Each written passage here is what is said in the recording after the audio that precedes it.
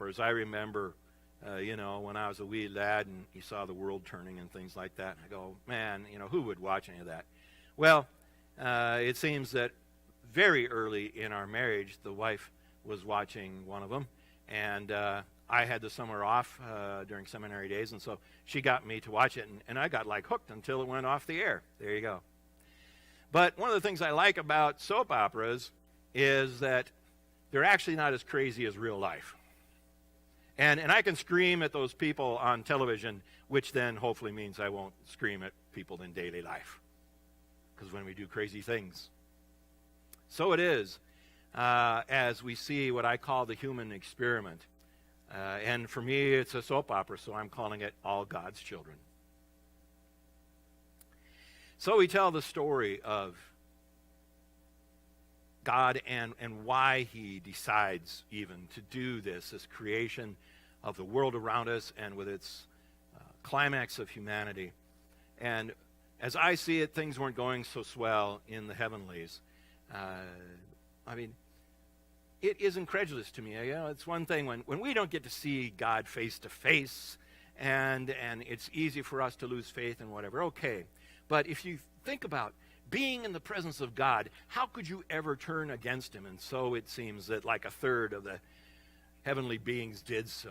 And so God, being defined as love, being love, he needed to express that and to experience that in some new fashion. So you have humans created in his image. All right. So he creates a paradise. Says, this will just be a place where humans can love one another and they can love me. It'll be wonderful. Well, whatever it is, it seems, about the creatures that God creates, they're never satisfied. Somehow we all want to be God. So you got the story of Adam and Eve. They disobey God. Eve blames the serpent. Adam blames his wife. It's a mess. Phase 1 of the experiment fails. So what do? Especially early on, if you're experimenting, you wipe the slate clean. And that's what God decides to do.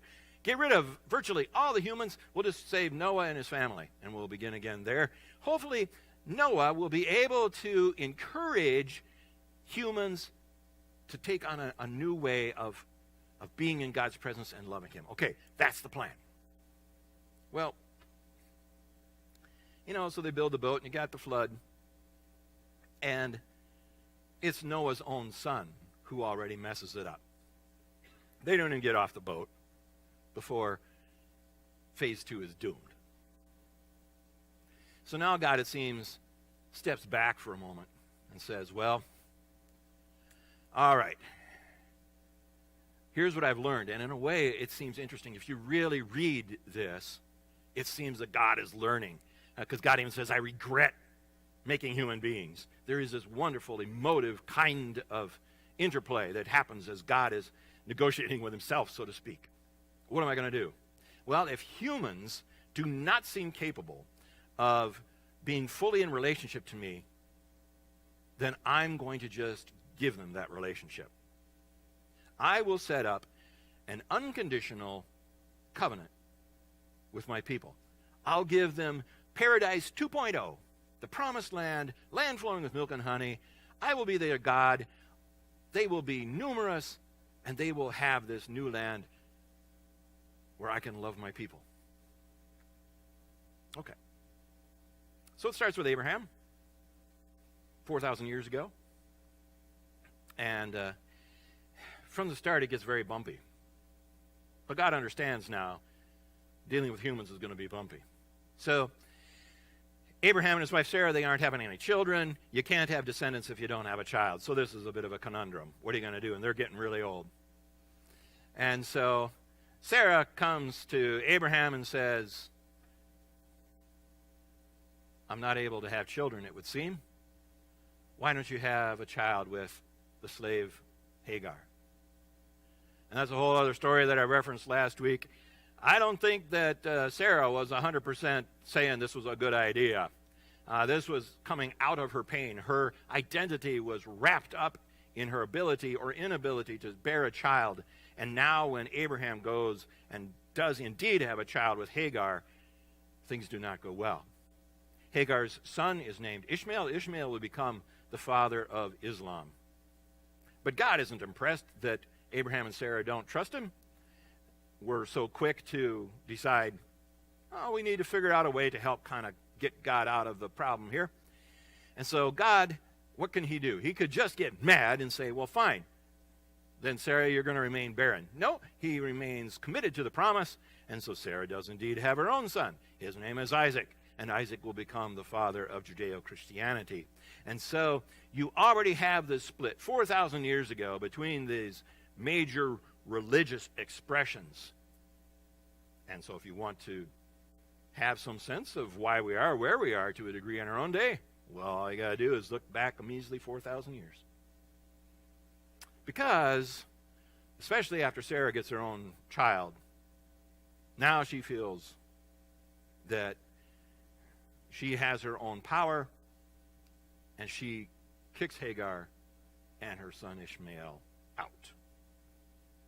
And that really becomes the beginning of this rift that has existed ever since. But as Christians, we follow Isaac. And Isaac gets married to Rebekah. They have two sons, Jacob and Esau. They're twins. Esau is born first. And in that culture, the firstborn son gets the birthright. And that's where the whole lineage is going to go from there as they understand themselves to be chosen. So this is a really important piece of whether or not you're going to get the fullness of God's blessings and be, in essence, the chosen people of God. Well, Jacob, he seems to always be this trickster. And here again, in all God's children, as much as you hope that parents wouldn't have a favorite, well, Rebekah preferred Jacob over this kind of hairy, masculine hunter guy, Esau. So they trick Isaac into giving the blessing to Jacob. And curiously, interestingly, God goes along. That's where the blessing went, and that's the way it is. All right. So we follow Jacob. Jacob's a curious sort, and this trickster ends up getting tricked himself. Some tete-a-tete happening here. Because he falls in love with a woman named Rachel. And Rachel's father is named Laban. And Laban says, fine, you can have my daughter as long as you work 7 years for her. He goes, all right, I can do that.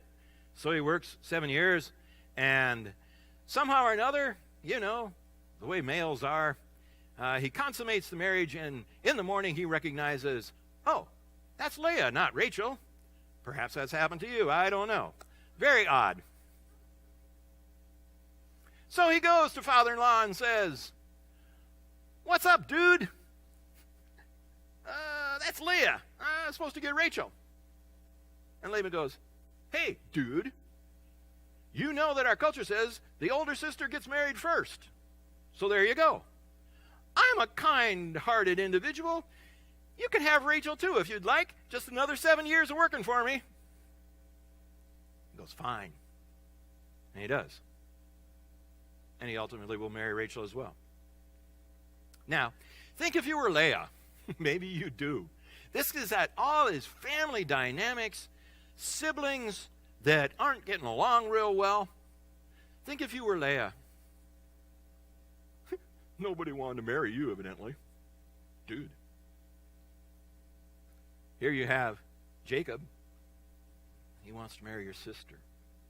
Dad does an end run, and you end up married to Jacob. Fine, but he really wants Rachel. So there becomes a very significant competition between these two women, these sisters, for giving Jacob the most children. Because again, in that culture, that's what women do to have some sort of sense of importance and vitality.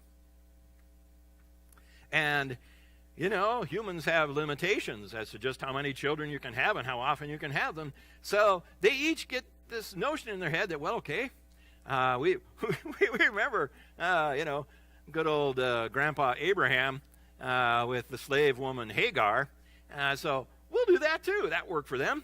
So, well, not really, but so they each get a slave woman, and they say, Jacob, go have children with her. And I think it gets kind of comical, Poor Jacob, he's got 4 women to attend to, if you will. And he probably gets a little tired. They go, hey, come on, Jacob, get to work. All right. So they have all of these children, ultimately 12 sons.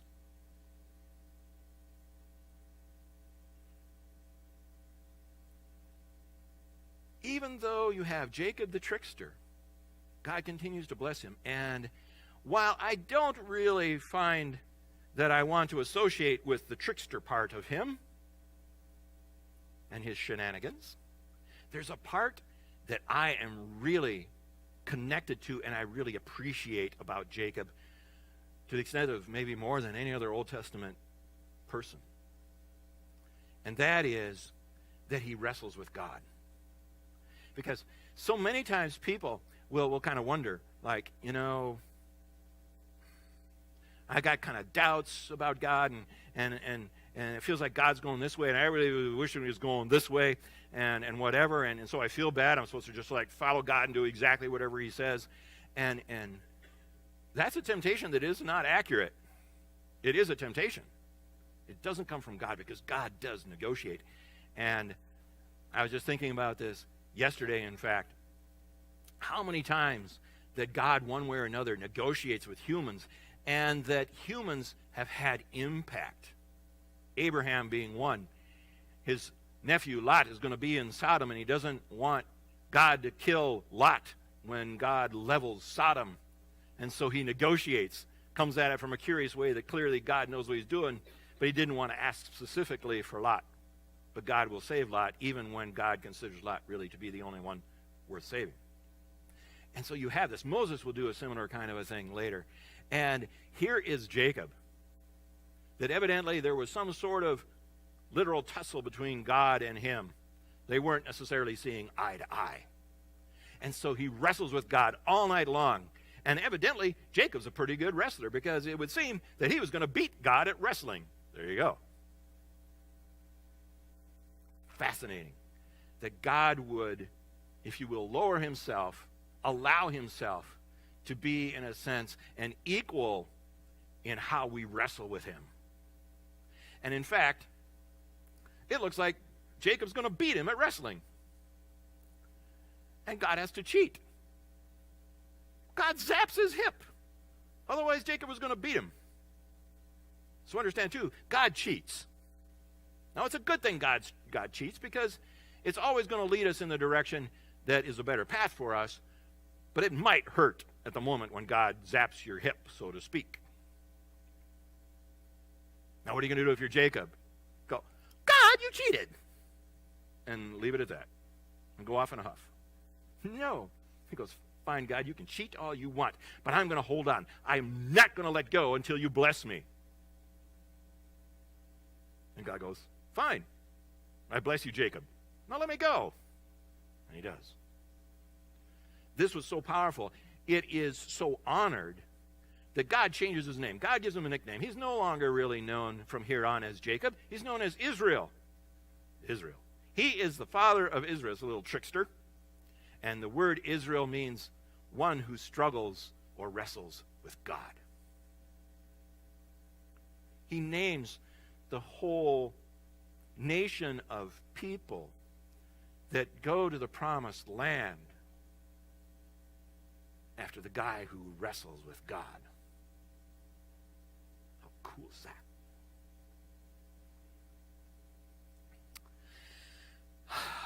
All right, but Jacob's not perfect. He's human. Here you go. You got another parent that has a favorite son. This time, it's dad. Out of all those 12 sons, he likes Joseph best. And that's where we come into the story today.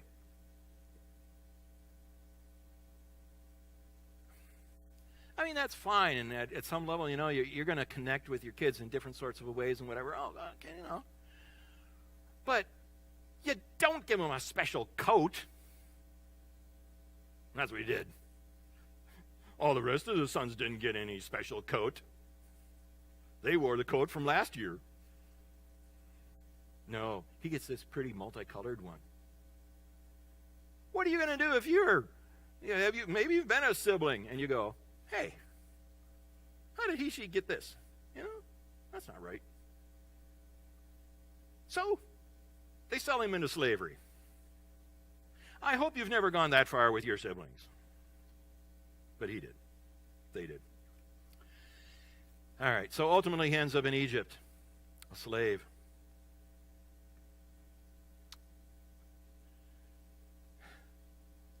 Now, I don't know.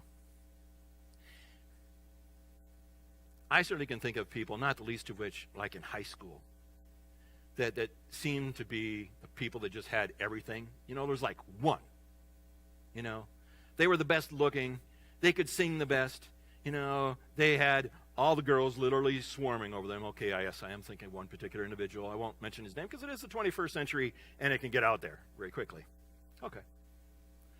And you just want to go, man, what is that? Well, that's Joseph. Fine, yeah, getting sold into slavery is not a really good thing, but everything he does gets blessed. I don't know, that always makes me go, how is it that there are some people for whom that seems to be true? Everything they try works out fine. Well, so it is for Joseph. And he flaunts it. I mean, back when he was yet with his brothers, he goes, I'm this dreamer. I dream these wonderful dreams. God gives them to me. And one day I dreamt that all my brothers are going to bow down to me. Well, I guarantee you they'll sell you into slavery if you tell them that. All right. So, Joseph's mouth got him into trouble from time to time, it would seem. But he's a slave of one of the more powerful people in Egypt, and everything he does is blessed. This guy's not an idiot. He goes, Joseph, God seems to like you. Just go do everything, all right? And this is great. I'm just going to eat. Wonderful. Okay. So it's all going really well. That is until power and sexual abuse show up. Now we have what we have termed the Me Too movement. And just as that was getting identified as such, I was chatting with a person, and she very nonchalantly said, well, yeah, powerful men. And that was fascinating to me to hear that a female might feel that you almost assume that powerful men will act badly. All right, and I certainly have seen, not the least of which even in the church world itself, terrible things through the years. Harassment, stalking, rape.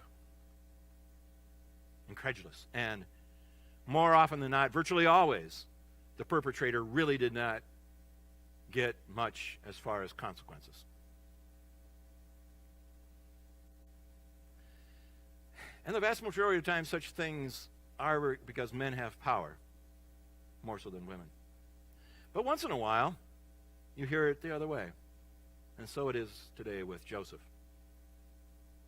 Because he's in this house of his master. And the wife uses that power to seek a sexual encounter with Joseph. Joseph goes, how in the world do you think I could do such a thing? I'm a slave. And I'm really, really fortunate that I get to do as I will. I am as powerful in this house in every single way except with you as my master is. I'm not an idiot. Do you think I'm going to give all that away? Risk it all? No. Why would I do such a horrible thing? A sin against God himself. No. Well, she gets mad. Claims attempted rape. He's thrown into prison. All right. Even if you're Joseph the golden boy, you've been sold into slavery. Now, granted, your mouth had some aspect of how you ended up there. But now you're in prison, and there's absolutely nothing that you did wrong. In fact, just the opposite. It was because you brought integrity to a situation, a terrible moment of darkness. Yet again, another tunnel among many now that we've seen. All God's children continues to show up, and you're in prison. And maybe sometimes you feel that way. That there is darkness around you. Somehow you are in captivity through no fault of your own. And in fact, for trying to do what you think is the right thing might make it more significantly so. So what are you going to do? That's the real conundrum. When we see all these stories, time and again, every single one involves tunnels of darkness. It's never smooth sailing, always bumpy. So when we get bumpy, we should recognize, well, that's what it is to be God's people. Especially as God calls us to be unique in the way we live and encounter the world and culture, that there's going to be confrontation, there's going to be conflict, literally by definition. So it isn't that we're going to evade conflict. We're not going to get to refrain from experiencing darkness. Rather the opposite. So then the question really becomes, can you handle the darkness? What are you going to do when you're in the midst of darkness? When there is no light, as far as you can see at the end of the tunnel, can you see the light of God that comes down and is with you and gives you an opportunity to go forward? What was the difference for Joseph? He never stopped dreaming. It would have been understandable if Joseph would have finally said, really? What more can go wrong in my life? Yeah, I'm not perfect, but I don't deserve this. Forget it. I'm giving up. I'll just live out the rest of my days in prison, and it'll be what it'll be. That would be very easy. It's a common kind of human response. No, somehow or another, he remains confident that God's going to do something awesome out of this, and he keeps his dreams going. The vision of what possibly could happen. And that's the difference between Joseph and a lot of us.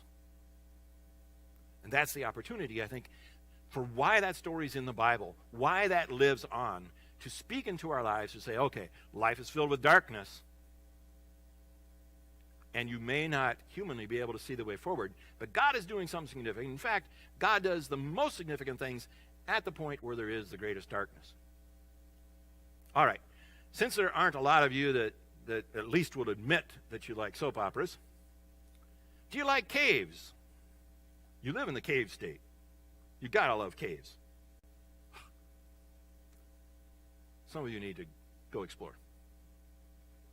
Well, hopefully you've been on a cave tour, because that's about the only time when you can experience total darkness, right? Otherwise the world is filled with light and all of our electricity and things that are going on. So you really can't hardly get away from at least a modicum of light. But in a cave you can. So hopefully most of us have experienced when they shut the lights off, they really think that that's fun. Oh, we'll make the people uncomfortable. And right, for a moment you go, okay, I'm a human being. I'm not going to squeal like a little girl. But this is uncomfortable. And I'm confident and I'm happy because I know that within 10 seconds they're going to turn the lights back on again, right? But what if they didn't turn the lights back on? How vital it is, even just a little bit of light at such moments, right? And to understand that, yes, in those darkest of moments, that is precisely when whatever light you can provide is powerful.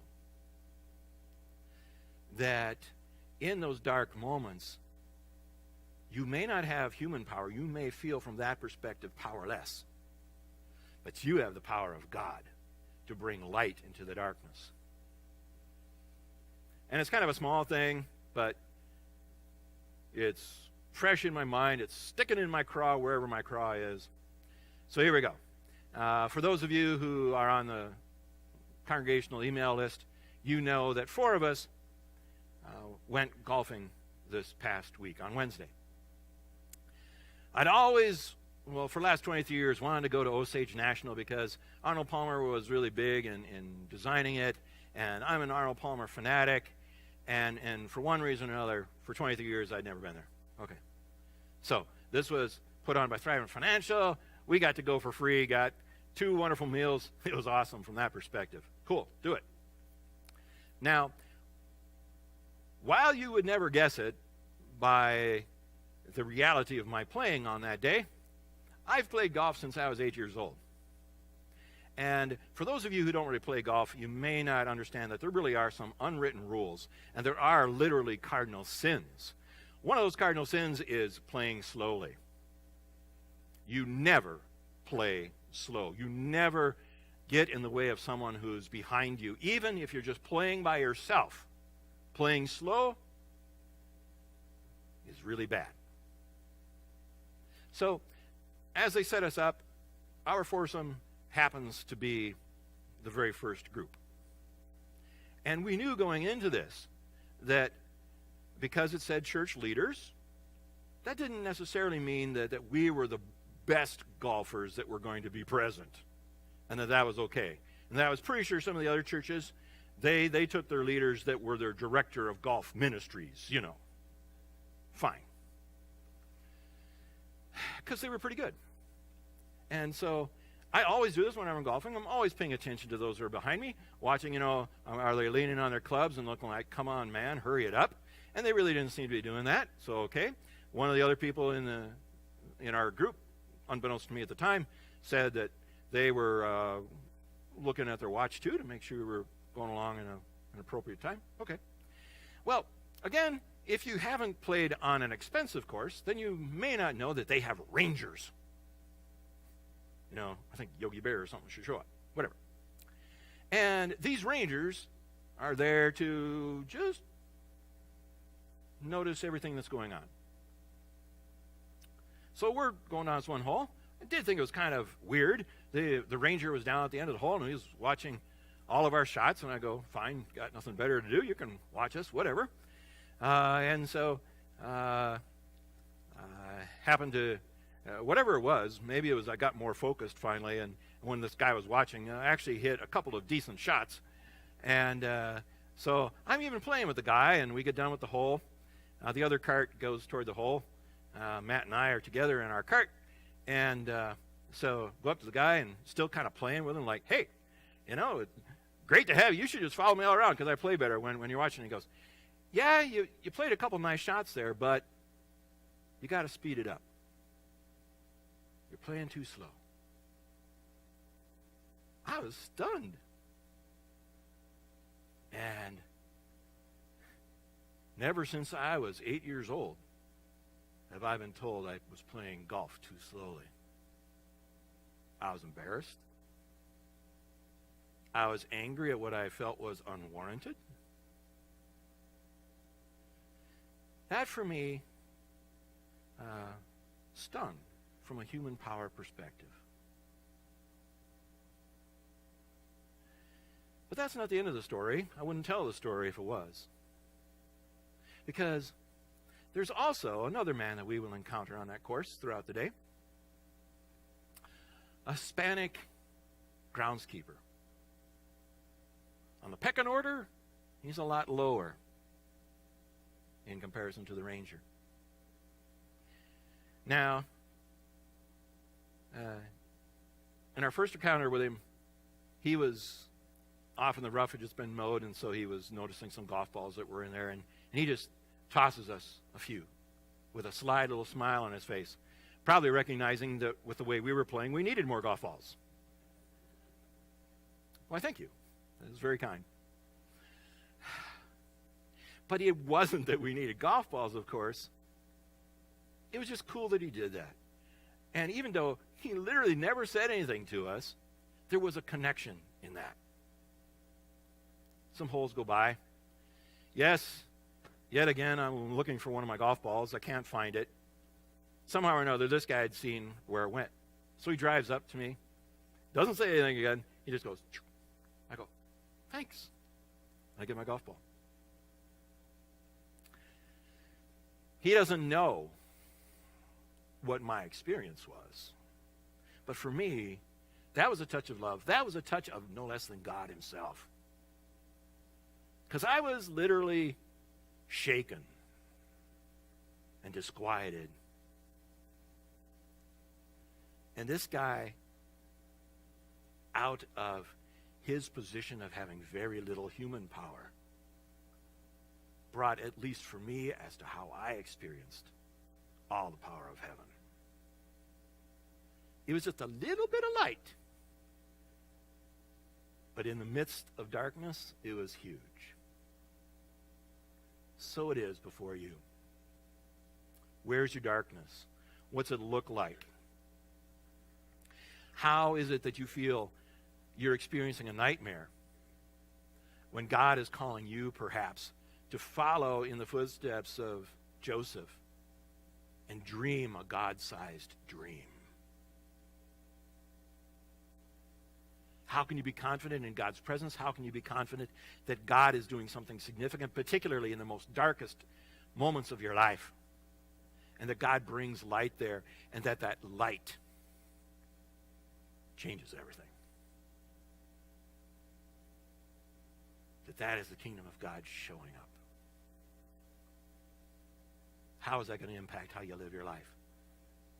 How you move through whatever the dark moments are?